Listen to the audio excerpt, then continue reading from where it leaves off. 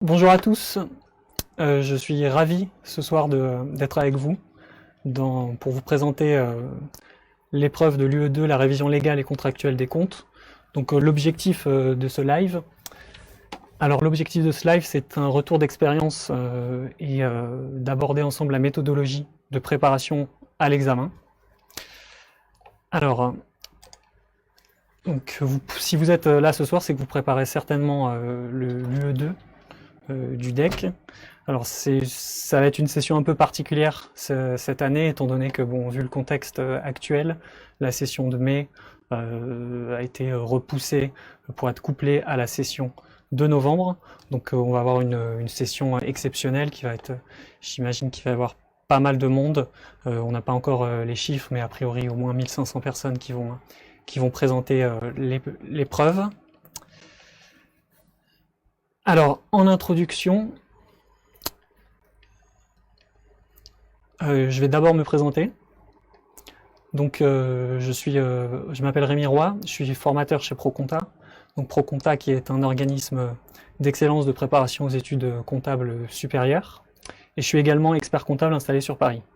Alors, j'interviens principalement auprès d'investisseurs immobiliers, de professions libérales, et j'ai une dominante également sur la partie ingénierie patrimoniale, donc l'accompagnement du dirigeant d'entreprise sur la partie privée, le développement et la sécurisation de son patrimoine privé et professionnel.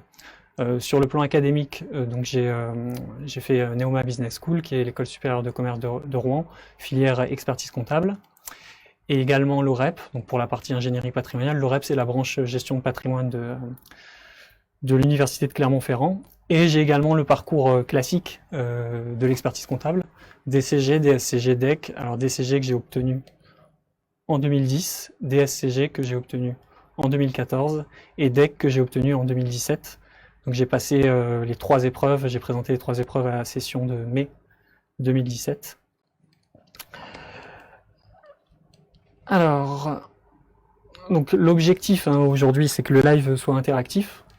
Donc vous pouvez vous présenter également, dites-nous quelles épreuves vous préparez, où est-ce que vous en êtes dans votre préparation. N'hésitez pas à nous faire part de vos commentaires, de vos questions. On prendra le temps de temps en temps de s'arrêter et de prendre quelques questions pour essayer d'y répondre. Ou si jamais je vais trop vite sur un point, s'il y a quelque chose, un sujet sur lequel vous voulez revenir, n'hésitez pas.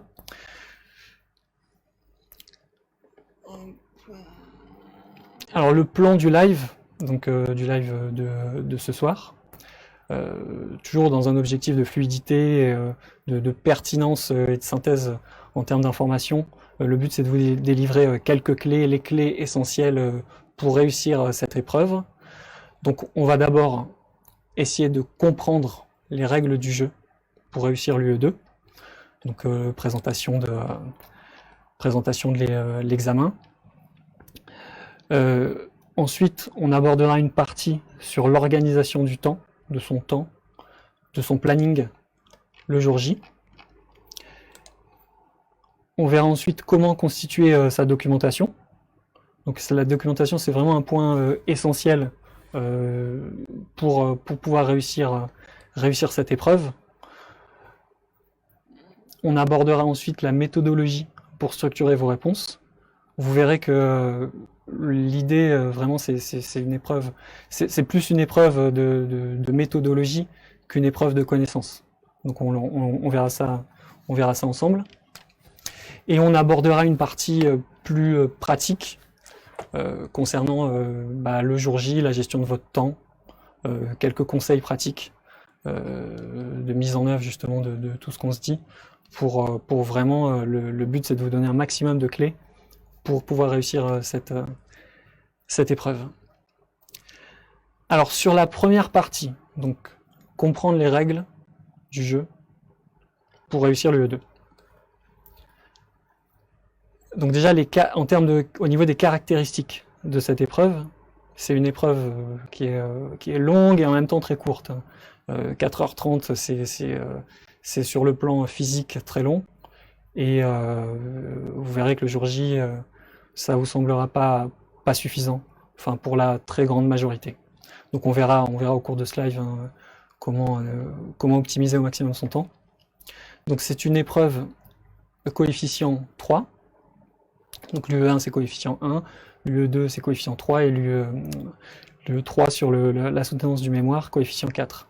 Donc bien sûr, bon, note éliminatoire inférieure à 6 sur 20, note supérieure ou égale à 10 sont reportables. On a une possibilité de compenser avec les autres matières si le candidat est diplômable. C'est-à-dire que sur une matière où on a passé en gros toutes les épreuves, je prends un exemple par exemple, si on passe une session, on passe l'UE1, UE2, on a 9 à l'UE1, on va prendre un autre exemple, on a 11 à l'UE1 et 9 à l'UE2. Donc la note de 11, bah, bien sûr on la garde, la 9 à l'UE2, on doit le repasser, à la session suivante idéalement. Session suivante, on passe le mémoire et on repasse l'UE2. Au mémoire, on a 12, supposons, et à l'UE2, on a toujours 9. Et ben là, on a le diplôme, parce que justement, on est diplômable, on a conservé son 11, on a dû repasser l'UE2 parce qu'on avait eu 9, on a eu 12 au mémoire, on peut compenser son 9. Mais bien sûr, sur la première session, on avait eu 9, on repasse à la prochaine session. Alors, au niveau ensuite des taux de réussite à l'épreuve, c'est une épreuve qui est assez peu réussie. C'est considéré peut-être comme l'épreuve la plus compliquée des trois. Alors ça dépend des points de vue, hein, mais c'est considéré comme généralement comme l'épreuve la plus compliquée du DEC. Là ici on voit, je vous ai mis un petit historique. On voit que jusqu'à la session de mai 2017, la moyenne n'a jamais été égale à 10, a toujours été inférieure à 10. Alors, bon, moi je peux vous parler de la session de mai 2017, vu que c'est celle que j'ai présentée. Les notes s'échelonnaient de 0,5 sur 20, donc à 13,4. Moi j'ai eu 12, ce qui a priori est plutôt une note correcte vu le contexte. Moi, comment je l'analyse ça, moi personnellement, c'est mon opinion, hein. C'est qu'il y avait une épreuve, un dossier sur les comptes conso, un dossier qui valait 6 points, donc une partie sur la consolidation, et c'est vrai que bon, c'est une épreuve qui est généraliste, hein, on le verra, on développera plus tard. Moi j'avais sur cette partie-là, à l'époque, j'avais fait une formation en présentiel auprès d'un organisme très connu sur Paris, et on m'avait conseillé, indiqué, je me rappelle très bien, on m'avait dit que les comptes conso c'était trop spécifique, ça pouvait pas tomber le jour de l'examen parce que le DEC est un diplôme généraliste, ce qui est totalement vrai. Donc pas de chance, 6 points le jour de l'examen sur les comptes conso. Effectivement, j'avais pas pris mon memento EFL conso. De toute façon, j'en avais pas, donc même si on m'avait dit, ça aurait été compliqué. Voilà, c'est pour vous dire que c'est une épreuve qui est généraliste, mais c'est une épreuve avant tout qui est non programmable. On axe vraiment, il faut vraiment axer sa préparation sur la recherche documentaire. En termes de programme, on le verra un petit peu plus tard, c'est très compliqué de cibler. On le voit tout de suite d'ailleurs. Alors, on a généralement 10 points, donc à l'épreuve, 10 points sur la partie expertise comptable, et 10 points sur la partie commissariat aux comptes. Donc, alors sur le programme expertise comptable, il porte sur la révision contractuelle, les autres missions dévolues aux experts comptables. La partie commissariat aux comptes porte sur l'audit légal et les autres missions dévolues aux commissaires aux comptes. Donc, en gros, toutes les situations que vous pouvez rencontrer professionnellement. Donc voilà, ça rejoint ce que je disais tout à l'heure. C'est une épreuve qui est non programmable, qui repose avant tout sur une méthodologie de résolution des problématiques, donc conformément aux normes de qualité de la profession.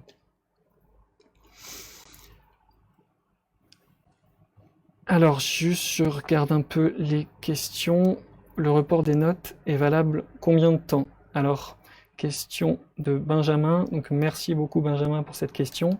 Donc, le report des notes est valable 8 sessions. Donc, on a 8 sessions, effectivement. Donc, 4 ans, théoriquement. Alors, d'ailleurs, étant donné que la session de mai saute, j'imagine que, du coup, c'est pas 4 ans, c'est 8 sessions. Donc ça, c'est un peu particulier cette année. Au niveau de la philosophie de l'épreuve, c'est une épreuve pratique, à portée professionnelle. Donc on aura des cas concrets, hein, les cas que vous avez le jour de l'épreuve. C'est vraiment les cas que vous pouvez rencontrer dans le cadre de votre pratique professionnelle. On évalue avant tout les capacités de recherche et de structuration des réponses. C'est pas une épreuve de connaissance, hein, c'est vraiment une épreuve de méthodologie. Méthodologie de réponse et documentation, hein, documentation des réponses. C'est une épreuve qui est difficilement programmable. Donc le programme, pourquoi on l'a dit, hein, le programme est vaste, le programme est pluridisciplinaire, la documentation est exhaustive, on peut apporter ce qu'on peut le jour de l'examen, ce qui n'est pas forcément un cadeau. Et la législation est mouvante. Donc il faut être effectivement à jour. Quand on a des mementos, vaut mieux avoir ceux qui sont assez récents.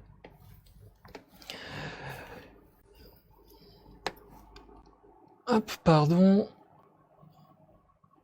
Alors, une autre difficulté de cette épreuve, c'est qu'il y a une faible disponibilité des supports pédagogiques. C'est vrai que, par exemple, quand vous passez le DSCG, il y a pléthore de manuels pour justement réviser, apprendre des cas pratiques, etc. Le DEC, l'UE2, c'est beaucoup plus compliqué de trouver des informations, de s'alimenter, en fait, comme c'est indiqué, une difficulté à être alimenté en cas pratique de révision. Donc le principal entraînement, en fait, ça va être au niveau des sujets d'anal. C'est les sujets d'anal, on le verra tout à l'heure, mais l'important, c'est vraiment, il faut vraiment refaire dans votre préparation les sujets d'anal. Alors vous pouvez les télécharger, hein, par exemple sur Compta Online, vous avez aussi les corriger. Vous avez quelques formations en présentiel, hein, quelques organismes, et vous avez aussi l'annexe, hein, qui fait pas mal, qui est assez dynamique sur le sujet.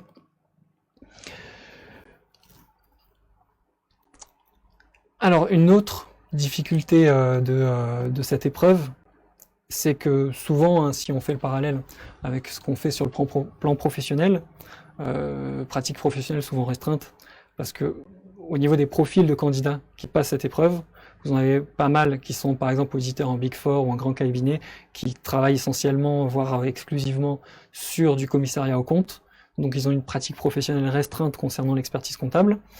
Et vous avez également, alors moi j'ai fait les deux, hein, j'ai été auditeur en Big Four à faire que du CAC, pas savoir ce que c'était que l'expertise comptable, et inversement après passer que sur de l'expertise. Donc voilà, bon, on fait pas de généralité, mais souvent c'est comme ça. Donc vous avez aussi des collaborateurs comptables en cabinet à taille humaine qui font essentiellement, même s'il faut faire 16 heures CAC dans le cadre du stage, mais qui font essentiellement qui axent essentiellement leur pratique professionnelle sur le commissariat aux comptes. Et vous avez aussi les collaborateurs qui sont sur une niche particulière. Je pense par exemple à la consolidation, qui sont très bons, très techniques, mais le DEX c'est une épreuve généraliste. Donc voilà, si comme moi ceux qui font de la conso, ils tombent sur un sujet où il y aura des questions de conso, ce sera un plus pour eux. Mais souvent, étant donné que le programme est vaste et que l'épreuve est généraliste, c'est une difficulté supplémentaire pour eux.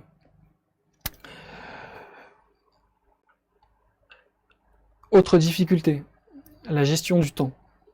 Donc la durée de 4h30 au début semble suffisante. En réalité, la majorité des candidats n'ont pas le temps de finir.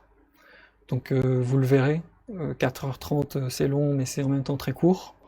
Vous verrez le jour J, quand vous débrieferez avec vos collègues, vos amis, les autres personnes qui auront passé l'épreuve. Beaucoup vous diront j'ai pas pu finir, j'ai pas eu le temps de finir, j'avais tel dossier, c'est dommage, ils reprendront l'énoncé, ils diront ah bah pourtant ça je savais, ça j'aurais pu répondre. Donc il faut pas se précipiter, mais il faut pas stagner sur un point, sur une question. On verra après hein, comment organiser son temps le jour J. Et il faut également anticiper la fatigue physique. On n'a plus forcément l'habitude hein, de passer 4h30 concentré en examen, en essayant de ne pas perdre vraiment 30 secondes, d'être concentré pendant 4h30 sur sa copie, d'être efficient, productif au maximum. Donc ça, il faut l'anticiper dans le cadre de la préparation. Il faut vraiment faire des cas d'anal en conditions réelles. On en parlera un petit peu plus tard. Alors, on aborde là la phase d'organisation de son temps et de son planning pour être prêt le jour J. Alors, je prends quelques questions. Quel type de documentation serait la meilleure à apporter? Donc, merci Jean pour cette question. Ben, justement, on l'aborde un petit peu plus tard. Donc, le support présenté sera-t-il transmis? Oui, tout à fait. Et pareil, on verra après la documentation. Voilà, je vois que effectivement c'est les sujets, c'est les questions qu'on se pose. Hein, la documentation, comment s'entraîner, on l'aborde juste après. Alors, organiser son temps. Donc déjà, je vous conseille, je vous recommande très vivement d'élaborer un rétro-planning. Donc de toute façon, généralement, dès qu'on passe une épreuve, dès qu'on fait quelque chose, il faut mettre dans la vie, dès qu'on prépare quelque chose sur le plan professionnel, il faut avoir un rétro-planning. Il y a un certain nombre d'étapes à respecter. C'est une préparation dans la durée. Hein. L'UE2 et de manière générale le DEC. Donc l'avancement également est à ajuster en fonction des autres épreuves préparées. Et il faut également voir, donc, au niveau des contraintes professionnelles, il faut pouvoir anticiper ces contraintes, son planning, et il faut pouvoir arriver à se libérer du temps, justement, et à se programmer du temps de travail, de révision, de préparation pour l'épreuve. Comment élaborer son rétro-planning? Alors, il faut vraiment être méthodique dans sa préparation. Moi, ce que je vous conseille de faire, c'est de chiffrer le temps global nécessaire à la préparation de l'épreuve, en décomposant les différentes étapes, hein, on verra après les différentes étapes, d'établir un listing des travaux à réaliser, et de chiffrer en termes d'heures, combien de temps vous pensez passer sur cette partie, et ensuite de quantifier les créneaux dédiés à la préparation dans votre agenda. Donc en gros, ce que vous pouvez faire, hein, par exemple, c'est prendre un Excel, décomposer, telle partie, je vais y passer 20 heures, 20 heures, 20 heures. Moi, je prévois de travailler, de commencer 4 mois avant, par exemple, 3 mois avant, de travailler tous les soirs 2 heures, ou un soir sur 2 heures, et de travailler samedi, dimanche, ou que le samedi, ou dimanche matin, je me repose, je travaille que dimanche après-midi, etc. Mais ça va vous permettre de quantifier le nombre d'heures. Alors attention, prévoyez-vous des marges de sécurité, de repos. Il vaut mieux un planning réfléchi, réaliste, qu'un planning peut-être beaucoup trop ambitieux pour justement mettre toutes les chances de votre côté. Et une fois que vous aurez fait ce petit travail, vous pourrez savoir quand est-ce que vous allez commencer votre préparation. Donc moi, à titre d'exemple, j'ai rendu le mémoire donc début février et je me suis laissé 2 semaines de repos, et après j'ai commencé donc fin février début mars à préparer la déontologie et la révision. Alors j'étais pour le coup c'était un peu trop juste, hein. J'ai travaillé tous les soirs et tous les samedis, tous les dimanches, mais c'était peut-être, si c'était à refaire, je modifierais justement un peu un peu ce rétro-planning pour être un petit peu plus large, pour avoir plus de marge de sécurité, et ça mettrait plus de chances, pour avoir plus de chances de son côté. Donc je vous en parlais, les grandes étapes à suivre dans le cadre de cette préparation. Donc tout d'abord, déterminer les attentes de l'épreuve. Donc là, effectivement, on va se renseigner, on verra après plus en détail toutes ces étapes. Donc ensuite, constituer votre documentation, partie très très importante. Ensuite, apprenez à maîtriser votre documentation. Donc comment chercher les règles juridiques pertinentes. L'idée, c'est vraiment de gagner du temps dans votre recherche de documentation. Donc ensuite, commencez à vous imposer des contraintes de temps.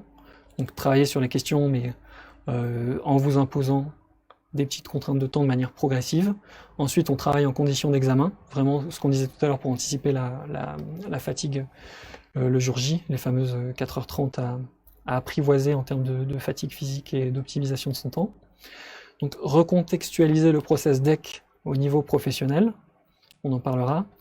Et enfin, suivez des lives séminaires pour échanger sur les points techniques issus de votre préparation. Vous aurez forcément des sujets, des questions. Voilà, le fait d'échanger avec les autres, ça vous permettra de progresser sur ces points-là et d'avoir peut-être plus de réponses aux questions que vous vous posez. Alors, déterminer les attentes de l'épreuve. Donc là, je vous encourage vivement à lire la note du jury au candidat, qui est disponible sur le site du SIEC. Idem les derniers rapports du président du jury. Prenez connaissance des annales, téléchargez-les corrigés aussi, et participez à des réunions d'information. Donc voilà, comme par exemple ce live. Ensuite, constituez votre documentation. Donc la documentation doit être ciblée. Attention, il faut que la documentation soit... il ne faut pas prendre tout ce que vous avez chez vous. La documentation doit être ciblée, faut vraiment faire attention, on le verra plus tard plus précisément, mais il y a beaucoup le jour J, on n'a pas forcément le temps de tout voir, c'est difficile à aller chercher, surtout si en termes de préparation, on a été un peu limite.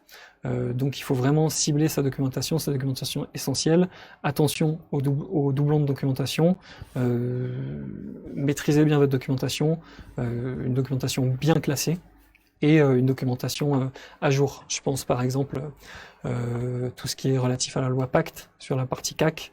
Voilà, si vous avez un memento de CAC audit de 2014, faut même essayer d'avoir le dernier à jour, surtout pour l'audit. Donc, apprenez à maîtriser votre documentation. Donc, comment ? Donc moi je vous encourage à cibler des dossiers d'annales, donc vous téléchargez des dossiers d'annales, vous allez travailler dessus. Là on se met pas de contrainte de temps. Là c'est vraiment pour apprendre la méthodologie de réponse. On abordera après un cas d'illustration pour la méthodologie.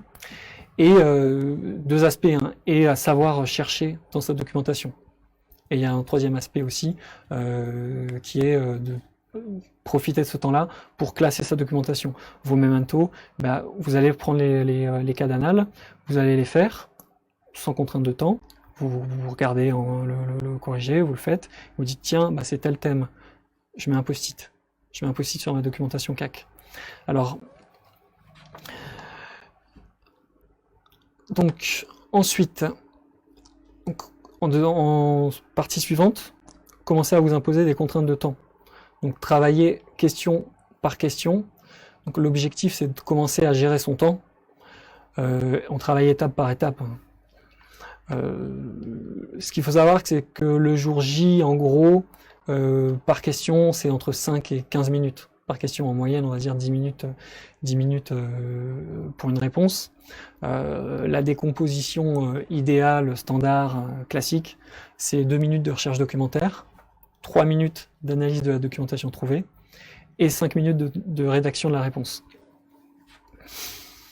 Donc là, entraînez-vous, question par question, on se chronomètre, 10 minutes, et après on débrief, réponse à la question, mais vraiment question par question. Donc ensuite, travailler en conditions d'examen, donc en conditions réelles. Alors là, l'idée, c'est de se fixer par exemple le samedi, le dimanche, ou le samedi et le dimanche, peut-être 2-3 semaines avant l'examen. Enfin, ça dépend vraiment de vous, hein. C'est très personnel. Certains vont commencer à se mettre en condition réelle d'examen peut-être un mois à l'avance, d'autres le week-end avant. Moi, je considère, hein, qu'il faut faire au moins 2 épreuves en conditions réelles. Donc, bloc de 7 heures, pourquoi? 4h30, vous faites l'épreuve, conditions réelles, et après 2 heures, 1h30, 2 heures, 2h30 pour débriefer, débriefer à plusieurs. Donc l'idée, c'est le samedi, le dimanche, d'aller au cabinet, à la bibliothèque, d'y aller à plusieurs, de se faire un cas d'anal, après de débriefer donc avec ses collègues, les autres préparationnaires de l'épreuve, pour vraiment confronter vos réponses, vous notez question par question, de vraiment, et vous verrez que petit à petit vous allez progresser au niveau de la note que vous attribuerez. Donc l'objectif également, c'est d'appréhender la fatigue.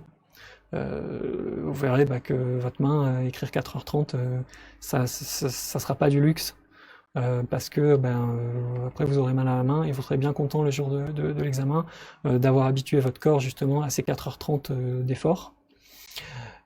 C'est aussi de tout ce qui est accessoires, matériel, les collations, etc. à tester. Et également, moi je vous encourage vivement à travailler en conditions réelles sur le plan espace physique disponible. C'est-à-dire que le jour J, vous avez une petite table. Alors bon, quand on travaille au cabinet le week-end, qu'on se fait le cas pratique, on a tendance à ouvrir tous les mementos, à s'étaler sur la table. Le jour J, le memento, il y en a un sur les genoux et votre classeur ou un autre memento sur l'autre genou. Donc voilà, c'est un petit peu, il faut vraiment essayer de se mettre en condition pour le jour J. Donc ensuite, recontextualiser le process DEC au niveau professionnel. Donc là, l'idée, c'est quoi? C'est de reproduire le schéma de recherche documentaire et méthodologique.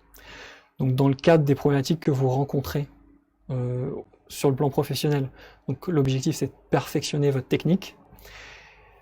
Et du coup, de faire double emploi, hein. On progresse pour l'examen, on progresse aussi professionnellement. On structure nos réponses, on les documente. Je sais que professionnellement, hein, moi le premier, on recherche tout en ligne, la documentation en ligne, le FL en ligne, etc. On a l'abonnement en ligne. Là, je vous encourage plutôt à prendre les mementos quand vous êtes sur le plan professionnel. Vous avez une question, un sujet, vous vous dites ah tiens, ça pourrait être un cas d'examen. Je vais rechercher, je vais aller rechercher dans le memento, dans ma documentation. Si c'était le jour de l'examen, qu'est-ce que je ferais? Quelle serait ma démarche? Donc ensuite, suivez des lives séminaires. Donc là, l'idée, c'est vraiment d'approfondir des points techniques, les questions méthodologiques issues de votre préparation. Vous verrez que quand vous allez vous entraîner, vous aurez forcément plein de questions, plein de sujets, et l'avantage, c'est faut pas rester isolé face à cette épreuve, hein. Il faut échanger, il faut communiquer. C'est aussi l'occasion de contrôler l'exhaustivité de votre documentation.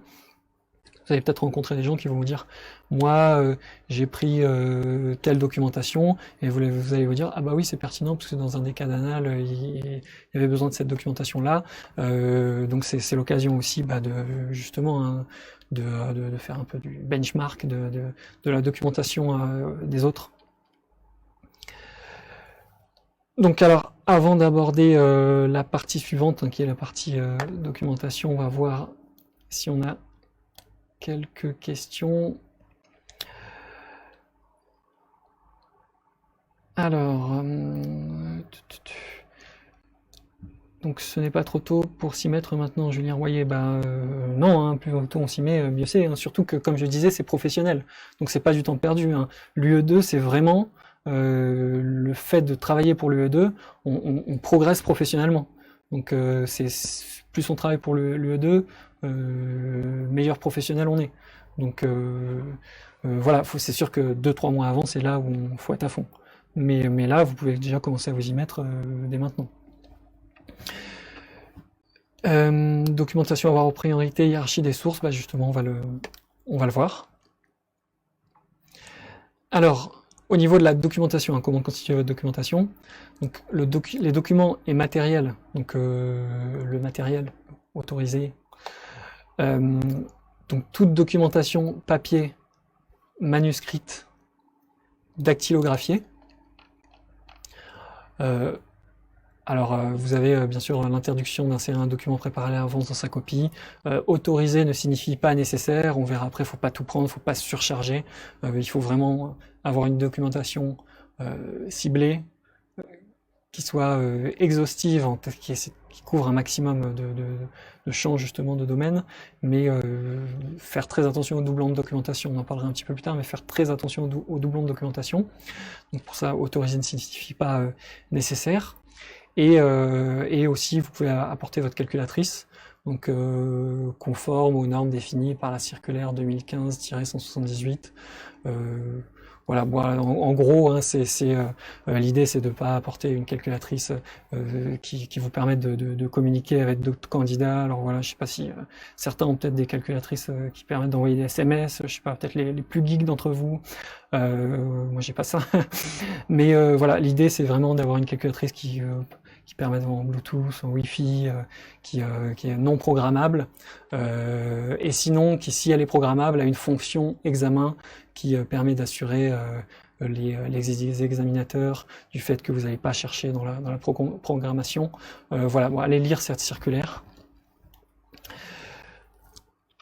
Donc, les Memento Francis Lefebvre. Ça, c'est la documentation prioritaire à avoir le jour J. C'est vraiment, si vous deviez emporter juste une source, je vous dirais prenez les Memento. C'est vraiment ce qu'il y a de plus complet. Donc moi, je vous recommande de prendre les Memento comptables, par ordre de priorité. Hein. Comptable, audit, fiscal, association avec un S. Et après, éventuellement société commerciale, sociale. Voilà, moi je vous l'ai mis. Il y a très peu de chances que vous en ayez besoin. Mais on m'avait dit pareil pour le compte conso, donc si vous l'avez, voilà, à vous de vous le mixer, social, intégration fiscale, compte conso, voilà, en tout cas, comptable, audit, fiscal, association, il faut les avoir, voire même société commerciale, très important. Petit focus sur le Memento audit. Memento audit justement avec la réforme de l'audit, les nouveaux seuils, etc. Il faut vraiment avoir le dernier à jour. Donc celui à jour à août 2019, si je dis pas de bêtises, le 2020-2021 à jour à été 2019. Donc sur les Memento, moi je vous encourage justement dans votre phase de préparation à mettre des post-it sur les thèmes. Vous regardez des canals, vous travaillez des canals. Tiens, bah là c'est sur tel thème. J'ai trouvé ma source juridique dans cette partie-là. Je mets un post-it. Donc je mets un post-it, entreprise en difficulté, compte de campagne, voilà. Au niveau des post-it, certains vont loin, hein, ils n'ont pas forcément tort. Après c'est très personnel, hein, mais certains par exemple mettent des post-it sur l'index alphabétique, donc à la fin, pour retrouver le mot plus rapidement. Parce que quand vous allez chercher, vous pouvez chercher en vous disant, par exemple, tiens, c'est un sujet CAC, un sujet blanchiment, je vais aller chercher à B pour trouver le blanchiment, pour voir au niveau de l'index alphabétique où sera la source, quelles sont les pages qui traitent ce sujet-là. Donc si là vous mettez un post-it à B, au niveau de votre index alphabétique, et ça vous permet de gagner quelques précieuses secondes qui vous seront forcément utiles. C'est une petite. Alors moi, j'avais pas fait ça, mais j'ai vu pas mal de gens le faire, et c'est vrai que c'est plutôt une bonne méthode. Alors ensuite, documentation secondaire. Moi, je vous encourage à avoir un classeur de documentation expertise comptable et un classeur de documentation CAC. Donc là, l'idée c'est d'être proactif concernant la doctrine et la réglementation existante, de cibler des points clés hors memento, sur lesquels vous êtes peut-être plus à l'aise parce que c'est votre propre documentation que vous êtes créée justement dans la phase de préparation, dans la phase de révision, vous avez refait les annales, etc. On vous a conseillé de faire ci, de faire ça, voilà. Les thèmes, je vous ai mis des exemples de thèmes, par exemple pour l'expertise comptable, profession, référentiel normatif de la profession, les comptes de campagne, le IRL, reprise d'un dossier, code de déontologie à avoir dans votre documentation. Devoir de conseil, focus sur devoir de conseil, voilà. Faites un classement spécifique par cross-ref, par classeur. Moi je vous ai amené ce que j'avais fait à l'époque, je vais essayer de vous le montrer. Voilà, regardez comment j'avais classé, hop, on fait un petit classement sur Excel, on a en A, donc si j'ai un sujet par exemple, alors bon il y a CICE, hein, c'est plus à jour, hein, ne prenez pas de la documentation sur le CICE, hein, s'il vous plaît. Donc si j'ai un sujet sur par exemple le démarchage, et ben qu'est-ce que je fais? Tiens, démarchage, j'ai ça, c'est en D5. Regardez, hop, vous avez ça, je sais pas si vous voyez bien, D5, démarchage. Et donc vous allez voir dans le classeur rapidement, hop, D5, quelle documentation j'ai. Donc par exemple, là j'avais mis EIRL, j'avais vu des infos, je m'étais renseigné un peu à l'avance, au cours des lectures, justement quand on lit la revue SIC de l'ordre, il y avait un sujet sur l'EIRL que j'avais trouvé très très pertinent, très documenté, et j'avais fait une photocopie que j'avais mis dans ma documentation. Donc voilà, c'est vraiment une documentation. Cette documentation-là, pour être très honnête, le jour J, j'ai dû la documentation classeur, hein, j'ai dû l'utiliser qu'une fois, mais je regrette vraiment pas de l'avoir fait parce que ça m'a permis ça a surtout servi lors de ma préparation. Ça m'a permis d'identifier plus de thèmes, de voir que certains thèmes étaient déjà dans le classeur, d'autres thèmes étaient plus au niveau des mementos. Donc ça permet vraiment de structurer sa préparation et de se familiariser avec beaucoup de thèmes et de points spécifiques que vous pourrez retrouver le jour J. Et si vous avez une documentation, vous avez un sujet que vous avez bien documenté dans votre classeur, le jour J, si vous avez un sujet qui tombe dessus, vous êtes bien content de pouvoir avoir cette documentation-là. Donc ensuite, classeur de documentation CAC. Alors là, c'est pareil, hein. Voilà, il faut être proactif concernant la doctrine et réglementation existante. Ça permet de cibler des points clés hors memento. Je vous ai mis quelques thèmes, action de préférence, procédure d'alerte. Idéalement, il faut cibler, mettre de la documentation dedans qui vous semble peut-être incomplète dans les mementos, même si théoriquement les mementos sont très complets. C'est peut-être plus pour cibler rapidement une documentation que vous maîtrisez mieux. Au niveau justement de cette partie-là, et l'idée aussi c'est de mémoriser quand vous faites en fait ce travail-là. Vous voyez, moi j'avais une vingtaine de thèmes par classeur, on les mémorise. Et si le jour de l'examen on a un sujet sur ça, alors on ne sait pas si on l'a mis en D5, en D4, en F2, mais on sait qu'on a un sujet sur ça. 40 thèmes, on s'en rappelle, on a passé du temps à le constituer, et on peut tout de suite se dire, dans mon classeur documentation expertise comptable, j'ai de la doc dessus, donc je vais aller voir. Et juste, je vous remontre, pour info, hein, hop, j'avais mis ici, vous voyez, documentation EC CAC. Voilà, c'est la documentation qui est connexe aux deux domaines. Donc ensuite, en troisième lieu, les notes d'information de la CNCC. Donc ça permet de cibler les thèmes spécifiques sur la partie CAC de l'épreuve. Donc, alors attention, hein, seules certaines notes d'information sont à prendre en complément des mementos. Les ANI sont très très volumineuses et là, sur ce point-là, vous avez un risque important de surdimensionnement de votre documentation le jour de l'examen. Donc ne les imprimez pas toutes, hein, surtout. À la fin du live, je vous encourage à aller télécharger, donc on vous a mis à disposition un sommaire à jour des notes d'information de la CNCC, avec des indications par ordre d'importance. Donc en 1, ce qu'il faut vraiment prendre. En 2, les ANI qui sont peut-être plus secondaires. Et en 3, celles qui nous semblent vraiment en doublon par rapport au memento. Donc voilà, l'idée c'est de vous faire gagner un petit peu de temps dans la constitution de votre documentation. Donc ensuite, les carrés decks. Alors les carrés decks, c'est ce qui vous a servi théoriquement à préparer l'UE1, la déontologie. Donc il y a généralement, voire toujours, quelques ou au moins une question possible concernant une problématique déontologique. Donc, par exemple, incompatibilité, reprise d'un dossier.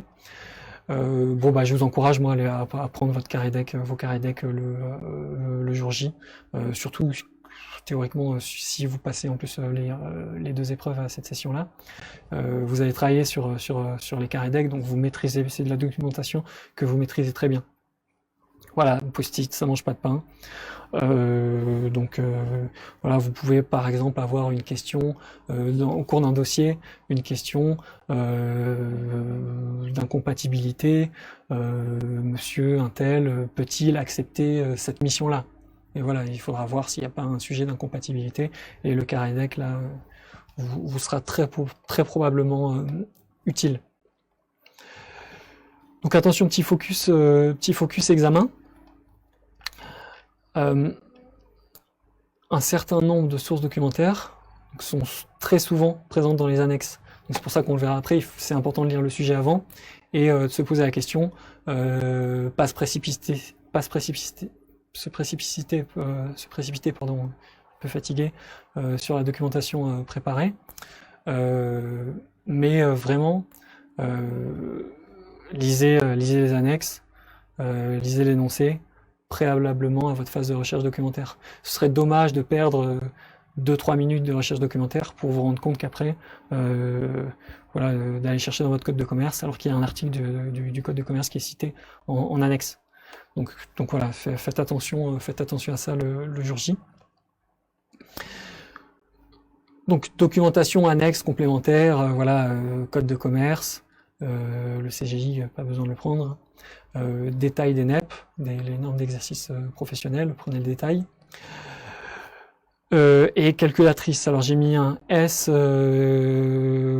par sécurité, voilà. Moi je vous encourage à prendre 2 calculatrices, si certains prennent des piles en plus, si c'est votre calculatrice en elle-même qui fonctionne pas, si vous pouvez, autant ne pas vous rajouter ce stress là, prenez 2 calculatrices, vous serez plus tranquille. Alors attention sur la documentation, à mon sens, ça sert à rien d'apporter la documentation volumineuse que vous avez pas du tout, que vous maîtrisez pas du tout. Ça va plus vous faire perdre du temps qu'autre chose. Il vaut mieux une documentation plus ciblée, que vous maîtrisez, que vous avez déjà manipulée dans le cadre justement de vos révisions. Donc faites attention à ça. Alors on va prendre peut-être quelques questions.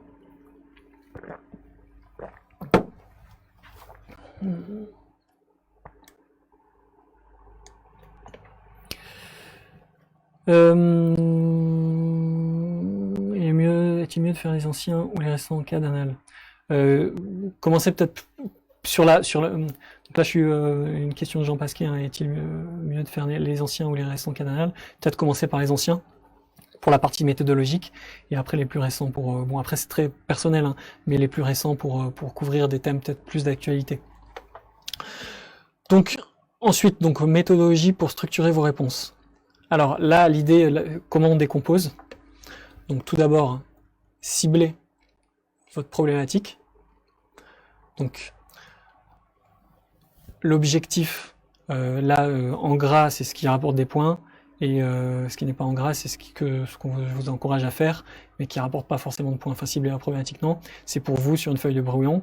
Donc on va cibler la problématique, on va rechercher, énoncer la règle applicable, on va mettre en application la règle applicable au cas d'espèce, et éventuellement, donc c'est une épreuve professionnelle, ouverture sur une résolution.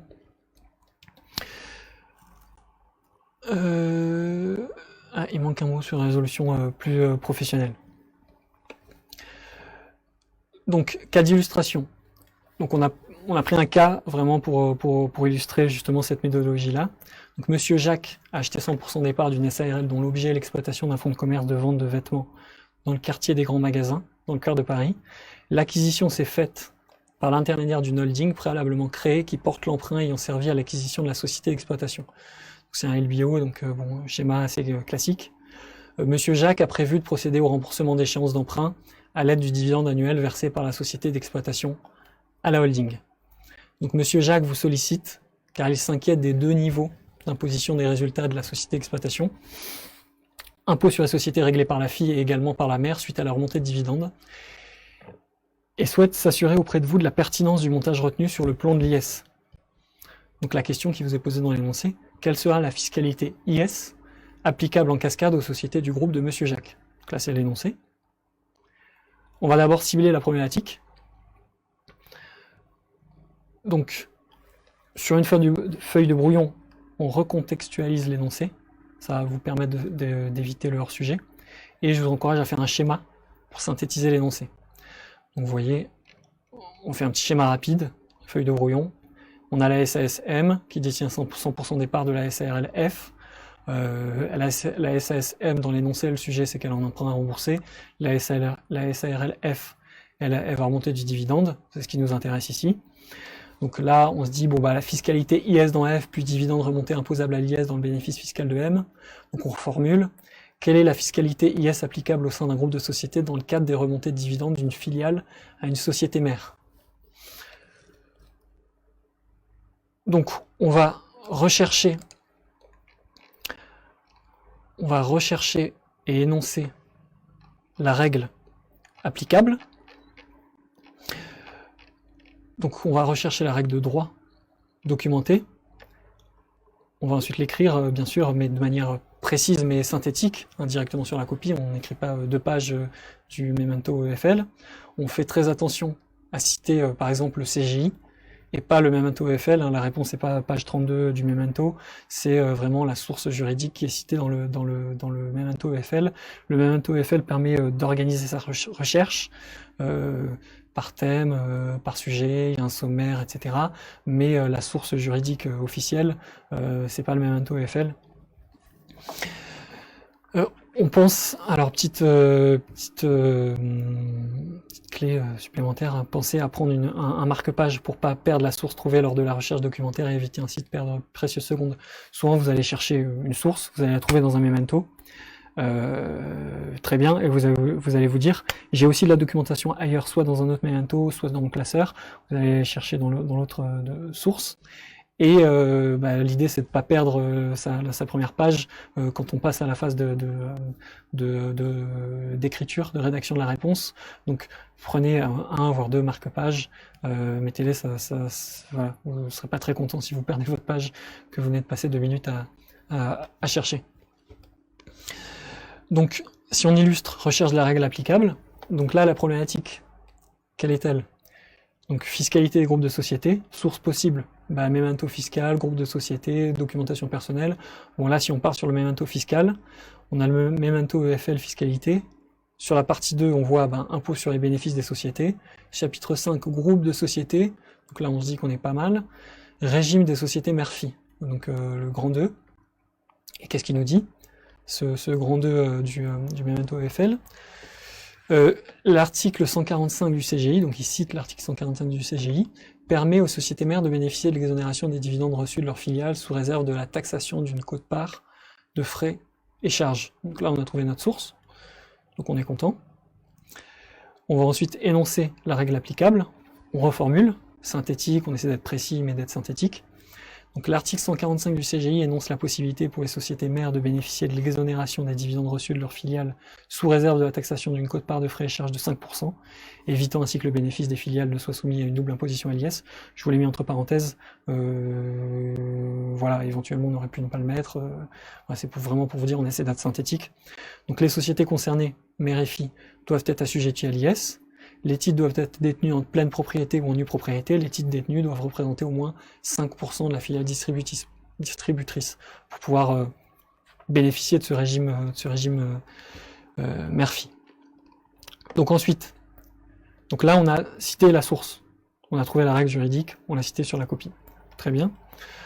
Ensuite, on met en application au cas d'espèce. C'est vraiment une optique professionnelle, on répond à Monsieur Jacques. On répond à sa question, on répond à son problème. Alors, on va prendre parti. Donc, on est vraiment, c'est une épreuve professionnelle. On prend parti. On énonce l'angle ou les hypothèses retenues si le sujet manque de précision. Et la solution doit être... Enfin, c'est une solution pratique en réponse à la question soulevée par le sujet. Et on l'aborde selon une optique professionnelle. Donc, si on illustre. Alors, la SAS-M détient 100% des parts de la SARL-F en l'absence de précision complémentaire. Nous considérons que les parts sont détenues en pleine propriété. Les deux sociétés sont assujetties à l'IS. En application de l'article 145 du CGI, on a cité la source. Donc, les dividendes versés par la société F à la société M pourront ainsi bénéficier du régime mère-fille, exonérant la taxation des dividendes remontés dans M. Donc, sous condition de la réintégration du compte-part de frais et charges de 5%, on répond à M. Jacques. Le groupe de M. Jacques ne sera donc pas soumis à une double taxation du bénéfice fiscal de sa société d'exploitation. Et là, on a répondu à la question. Donc, éventuellement, alors on laisse de la place après, hein, de toute façon, vous le verrez après, à chaque fois, quand on répond à une question, on laisse de la place pour pouvoir éventuellement compléter si on a du temps après. Donc, c'est facultatif, mais l'idée, c'est seulement si la situation requiert un point de vigilance d'optimisation particulier. Donc, on est professionnel, hein, pour la partie expertise comptable, on a un devoir de conseil. Donc, il ne faut pas faire de ça hors sujet, mais il faut montrer aux correcteurs, qui sont des professionnels, il faut leur montrer qu'on adopte un regard professionnel sur la situation du client. Donc là, en espèces, on parle de l'intégration fiscale. Donc, on pourrait écrire en complément si les conditions sont réunies, donc là, détention de 95% au moins du capital social, coïncidence des dates de clôture, politique de groupe, etc. La mise en place du régime d'intégration fiscale permettrait, outre la représentation unifiée du groupe auprès des services fiscaux sur le plan de l'IS, de bénéficier à titre accessoire d'un taux de quote-part de frais et charges de 1% au lieu de 5%, diminuant ainsi l'impact fiscal dans les sociétés holding. Donc là, on aborde vraiment une dimension conseil. On se back, voilà, on préconise éventuellement de nous mettre de l'intégration fiscale, ça pourrait être intéressant. Attention à l'abus de droit. Là, effectivement, l'objectif principal, c'est la représentation unifiée du groupe auprès des services fiscaux. Et à titre accessoire, le frottement fiscal serait plus faible. On pourrait aussi parler d'une optimisation complémentaire, par exemple transformer la FI en SAS et au lieu de remonter du dividende, la mère facturerait un mandat de présidence et là on n'aurait pas du tout de frottement fiscal vu qu'il n'y aurait pas de quote-part à réintégrer, tout serait en charge dans la FI et tout serait en produit dans la mère. Optimisation ultime, bon, c'est une petite digression très rapide, on a vu que la société mère, dans le cas laquelle vraisemblablement M. Jacques va verser de la rémunération, la société mère est une SAS. On pourrait optimiser le régime social de Monsieur Jacques et transformer la mère en SARL pour qu'il se verse la rémunération en tant que gérant majoritaire, un article 62 du CGI, et qui, en termes de cotisation sociale, il soit TNS, et que les cotisations sociales soient beaucoup plus faibles, ce qui lui permettrait d'optimiser au maximum sa rémunération. Il y a aussi l'aspect sur intégration fiscale, compensation des déficits. Voilà. Donc ensuite, conseil pratique et gestion du temps le jour J. Je prends juste, voilà. Alors le code général des impôts est-il un outil nécessaire? Donc merci beaucoup Jérémy pour cette question. Non, moi je vous conseille de ne pas le prendre. Si ce serait, en gros, prenez-le si vraiment vous avez de la place et vous vous sentez à l'aise, mais c'est a priori pas un outil sur lequel vous allez travailler le jour J, parce que si vous avez vos mementos, les mementos citent la règle et citent la source. Alors après, vous pouvez éventuellement aller voir dans le code général des impôts, mais il n'y a pas grande valeur ajoutée, vu que le memento vous énonce déjà très clairement la règle. Et il faut citer effectivement la source qui est le CGI, mais c'est dans le memento. Alors, conseil pratique et gestion du temps le jour J. Donc, au préalable, bien sûr, bon, je vais pas m'attarder sur le sujet, hein, vous en êtes à ce niveau-là, je pense que vous maîtrisez bien ces règles-là. Pensez à apporter votre pièce d'identité, votre convocation, réveil, voilà, idéalement peut-être programmer de réveil. Petite anecdote, moi quand j'ai passé le DSCG, je me rappelle plus quelle matière, moi je programme toujours mon réveil, mon téléphone, et dans la nuit mon réveil est tombé en panne, donc mon téléphone m'a réveillé, mais voilà, si j'avais pas mis le téléphone, peut-être que je serais arrivé en retard le jour de l'épreuve, donc voilà, bon. Ça sert à rien de se rajouter du stress supplémentaire, faites les choses bien et assurez-vous justement une sérénité à ce niveau-là. Ceux qui prennent un hôtel, faites attention au choix de l'hôtel, etc. Transport, prévoyez bien tout ça. Donc, le jour J, attention, vous allez composer sur une petite table. Donc la documentation, on vous dira de la mettre à gauche ou à droite de votre table pour faciliter de l'autre côté le passage pour les surveillants. Donc entraînez-vous à manipuler votre documentation. Peut-être une valise, hein, la plupart des gens ont une valise qu'ils ouvrent. Quand vous faites vraiment vos cas d'annales, quand on est dans la phase de préparation, moi je vous encourage vraiment à apporter votre valise, à mettre votre documentation et à vous entraîner. Entraînez-vous à manipuler votre documentation. Oui, comme je le disais, hein, le jour J, les mementos, vous les aurez sur les genoux. Moi, je me rappelle, j'avais un memento sur un genou, classeur sur l'autre. Voilà, donc ça, c'est vraiment un paramètre à anticiper au maximum. Donc, au niveau des rappels nécessaires, bon, bah, bien sûr, hein, prenez une montre, collation, là, on est le jour J, testez au préalable votre matériel. Préparation de la copie. Donc, laissez de la place pour le sommaire. Donc au préalable en fait, avant, quand vous allez vous asseoir, avant qu'ils distribuent les énoncés, vous aurez déjà vos copies sur lesquelles vous allez composer. Donc laissez de la place sur le sommaire. Et ce que vous pouvez faire pour vraiment gagner du temps, c'est commencer à indiquer la liste des abréviations utilisées. Vous me direz, bah, je sais pas quelles abréviations je vais utiliser, mais si en fait, CAC, EC, SARL, SAS, CGI, vous allez forcément les utiliser. Donc commencez déjà à lister vos abréviations. Ça va vous permettre de gagner un peu de temps plutôt que quand vous composerez de mettre CGI entre parenthèses Code général des impôts. Voilà, prenez entraînez-vous, listez une vingtaine, une trentaine de mots, de termes que vous allez utiliser. Et déjà vous commencez à les écrire, ça va vous faire vraiment gagner de précieuses dizaines de secondes. Donc au niveau de l'enchaînement des dossiers, débuter sur une copie vierge à chaque nouveau dossier et laisser de la place après chaque réponse pour se laisser la possibilité de compléter sa réponse, hein, bien entendu, règle de base quand on passe les examens. Donc nécessité de gérer votre temps. Comme je le disais, un grand nombre de candidats ne trouvent pas le temps de finir, de couvrir toutes les questions. Donc l'objectif, c'est d'anticiper au maximum. Cela, c'est vraiment un facteur clé de succès. On va le voir après, hein, les deux sujets, l'ordre des dossiers traités et le temps à attribuer à chaque question. On le développe là tout de suite. Donc l'ordre des dossiers traités. Alors débutez par le dossier que vous pensez maîtriser le mieux.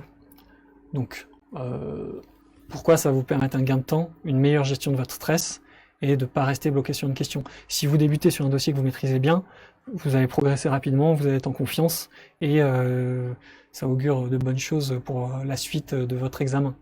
Si vous commencez par un dossier, le dossier que vous maîtrisez pas, ou peu, qui vous paraît le plus difficile, il y a de grands risques qu'au bout d'une heure, vous ayez pas beaucoup avancé et que vous disiez, bah mince, je viens de passer un quart de l'épreuve et j'ai peut-être sécurisé un point. Donc voilà. Commencez vraiment par le dossier que vous pensez maîtriser le mieux, laissez de la place éventuellement pour compléter. Ensuite, temps attribué à chaque dossier question. Donc, la décomposition cible de la durée de l'épreuve. 15 minutes de lecture du sujet, 4 heures pour traiter le sujet, 15 minutes de marge pour se relire, aller aux toilettes. Donc il faut vraiment entraînez-vous dans le cadre de votre préparation, hein, on le voyait en début de live, décomposer vraiment en fonction des questions. En gros, il y a une vingtaine de questions hein, par cas, enfin sur un examen, une session. 4 heures de travail de fond, donc pour 20 points, ça nous fait 1 heure pour traiter un dossier de 5 points, ça nous fait à peu près 10-12 minutes par point question en moyenne, et dans l'absolu entre 5 et 15 minutes par question. Donc on le voyait tout à l'heure, hein, pour une question, en gros 2 minutes de recherche documentaire, 3 minutes pour analyser la source et 5 minutes de rédaction. Donc, en synthèse, au niveau des 5 clés pour réussir cette épreuve, donc tout d'abord, on l'a vu, il s'agit de comprendre les règles du jeu. Ensuite, on va élaborer un rétro-planning stratégique réfléchi. On va constituer sa documentation avec discernement. On va adopter une méthodologie de réponse structurée. Et également, il va falloir apprendre à gérer son temps le jour J. Alors, on arrive à la fin du live. Donc, comme je vous disais tout à l'heure, je vous ai mis le sommaire des ANI à jour en description du live. L'objectif, c'est de vous faire gagner du temps dans le cadre de votre préparation, de la constitution de votre documentation. Attention à ne pas surcharger votre documentation. Les ANI, c'est vraiment un sujet. Enfin, moi, le jour J, j'ai vu beaucoup de gens qui avaient imprimé toutes les ANI. Et quand ils cherchaient leur memento, ils avaient toutes leurs ANI par-dessus qui leur ont servi à rien. Donc attention à ça. Vraiment, la plupart des ANI, il ne faut pas les prendre parce que les mementos sont... enfin, le memento audit et surtout le dernier, hein, celui qui est à jour à été 2019, est très complet. Donc vous avez ce petit document qui vous permet de vous donner une indication sur quelle ANI prendre, quelle ANI est recommandée, quelles sont les notes d'information, éventuellement si vous avez de la place, si vous sentez de les prendre, allez-y, et puis les autres qui sont vraiment plus secondaires, qui font en fait doublon avec le memento EFL.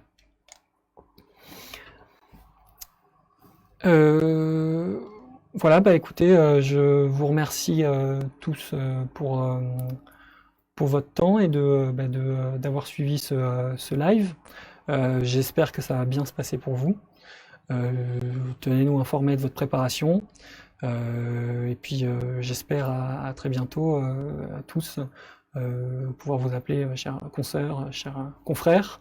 Voilà, donc bon courage dans votre préparation et si vous travaillez de manière rigoureuse, mettez toutes les chances de votre côté, il n'y a pas de raison que ça fonctionne pas. Voilà, merci beaucoup, au revoir.